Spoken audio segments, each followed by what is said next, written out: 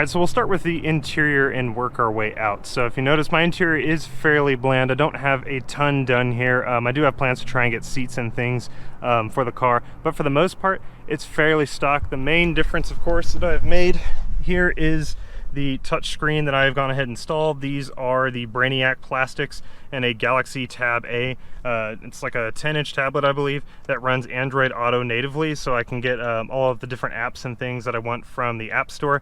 So this is probably one of my favorite mods of the entire car, just because I do have access to things like torque natively here in my infotainment system. So that's kind of one of the main things I've done on the interior here. I do also have a bunch of carbon fiber accent pieces from Evo R. He's just kind of made a whole bunch of different pieces here for the vehicle, just kind of decorating up the inside a little bit, updating the interior a bit. I just really didn't like the kind of aluminum or flat aluminum color of some of the trim pieces on here.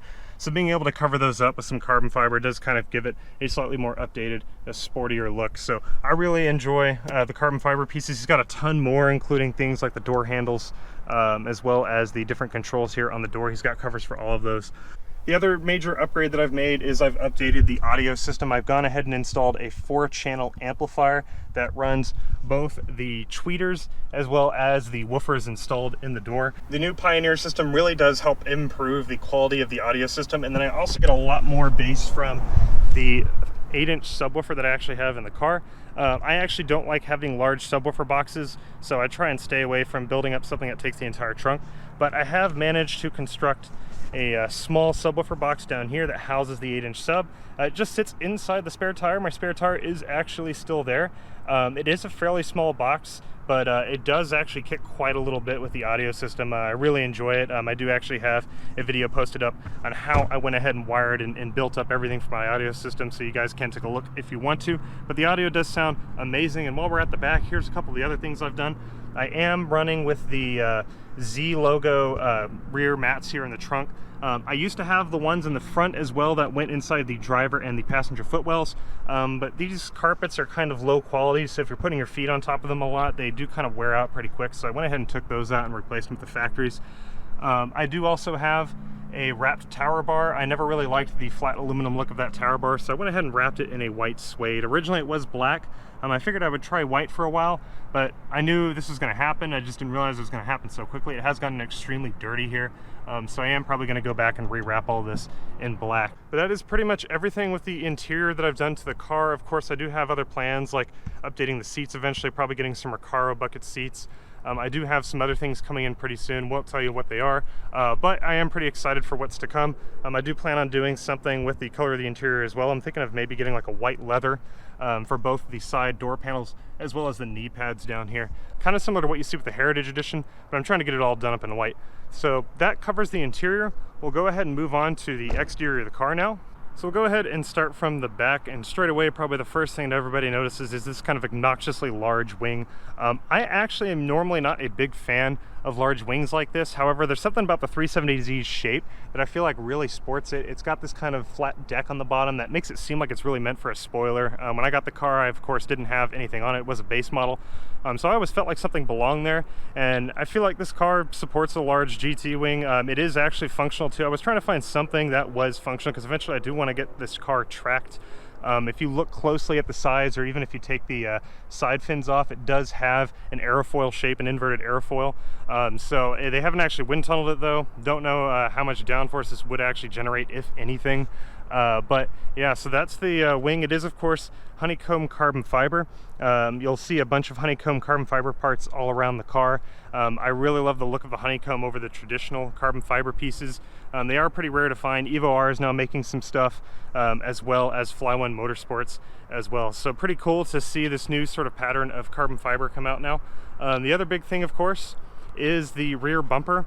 This bumper is the Nismo Edition bumper. It's actually the OEM bumper that you can buy from Z1 Motorsports. I originally had this painted the same pearl white that the car came in. Unfortunately, the person that painted these didn't paint them the right color to match, so I did end up wrapping it. I'll kind of get to the wrap here in a little bit. But yeah, so I've got the Nismo Edition bumpers. I did have the accents painted in white just because this isn't really a Nismo. I'm not trying to copy it. Plus, I actually like the look of the white accents versus the red. On the back here, I do have Evo R's third brake light. This thing will basically strobe constantly if you have your foot on the brake. I don't normally use that feature, so I actually have it turned off using a switch that I've installed inside the car. But yeah, it's kind of a nice little piece here. I think it really ties the back end together, and it really fits as well. And I've gone for it in the smoked gray to kind of match the bottom of the Nismo bumper here. Then of course you will see the Fast Intentions exhaust that I've installed. I do have a full Fast Intentions catback exhaust as well as test pipes. I'll give you guys a little sound clip of that now.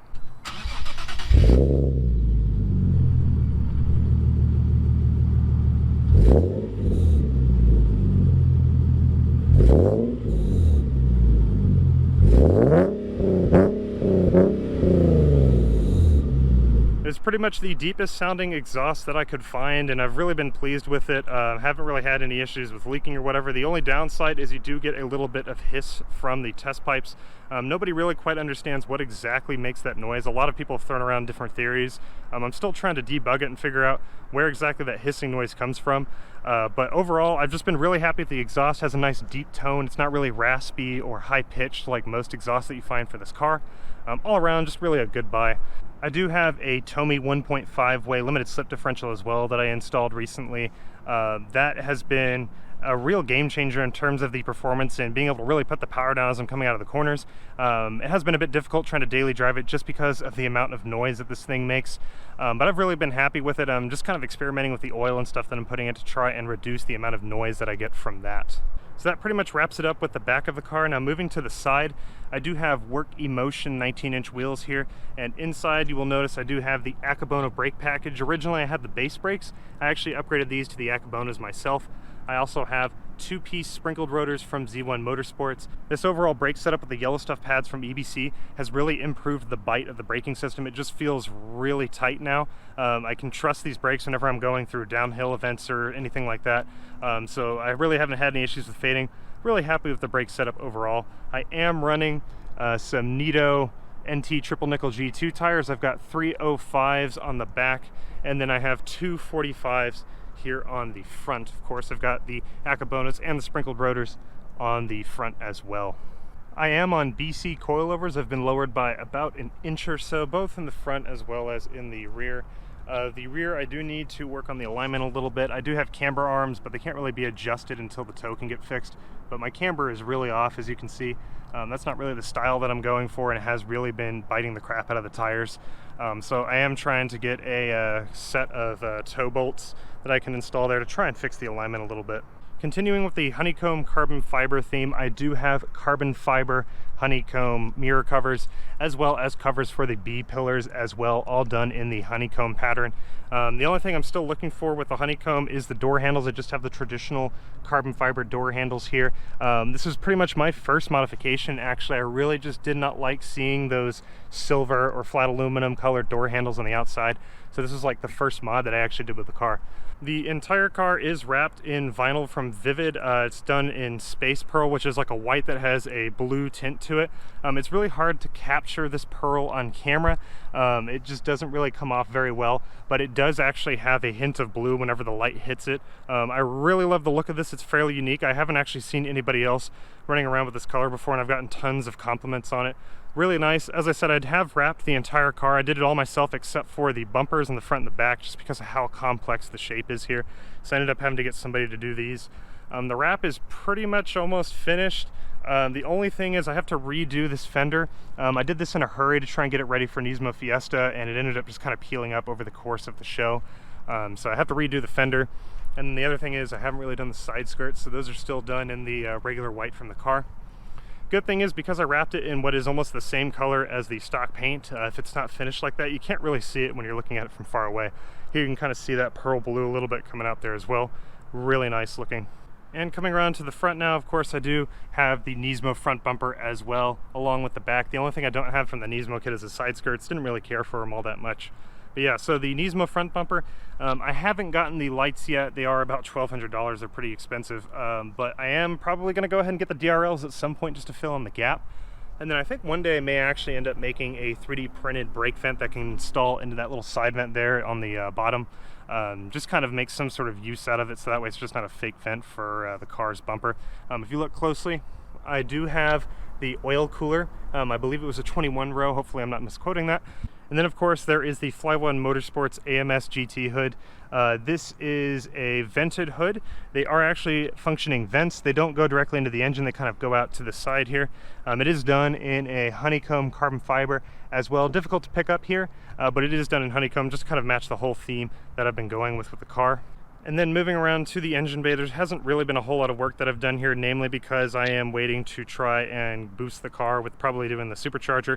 I haven't really done anything as far as intakes go. I've just gotten the post-MAF tubes here, just a bunch of silicone tubing to kind of help improve the aesthetic of the engine a little bit. I do also have the K&N drop-in filters, just to try and go for something that kind of breathes a little bit better than the stock paper filters as well. A lot of people have asked me why I haven't gone for like still in Gen 3s or anything. Well, it is because I do plan to boost the car here in a few months. There's really no sense in trying to improve the intakes for a naturally aspirated setup if I'm planning on supercharging it.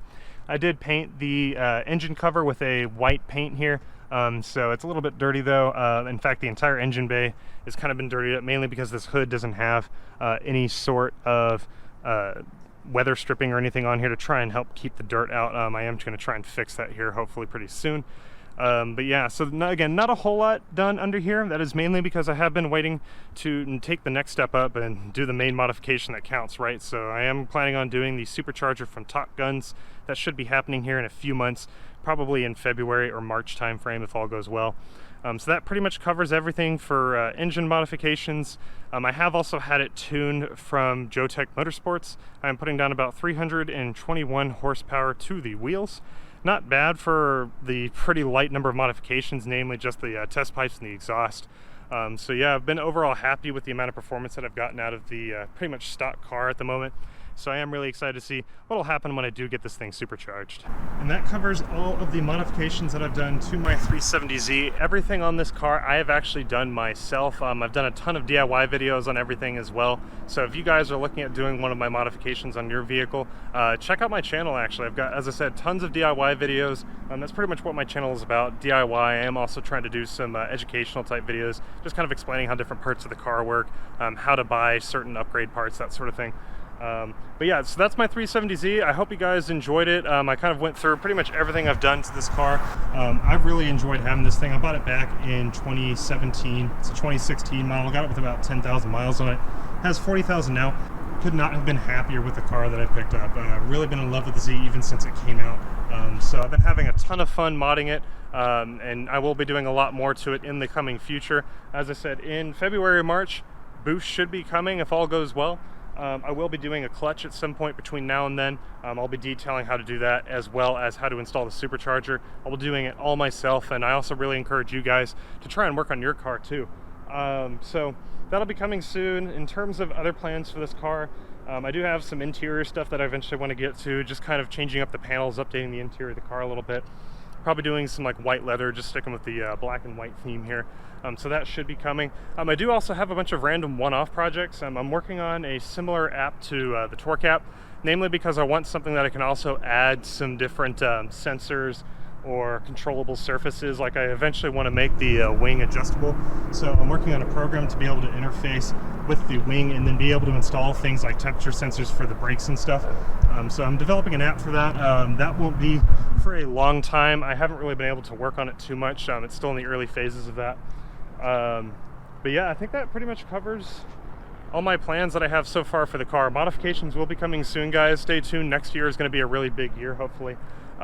It's also the 2nd anniversary of my channel. I started this 2 years ago. Didn't think I'd be where I'm at now. I think I've got something like 1,300 subscribers last I checked.